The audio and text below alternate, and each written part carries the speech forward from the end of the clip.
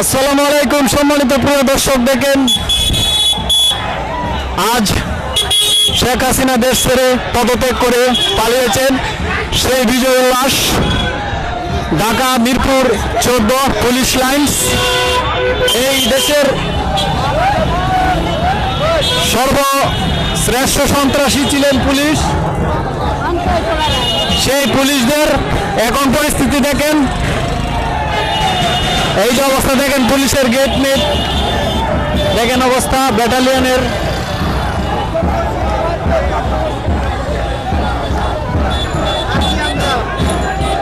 দেখেন অবস্থা।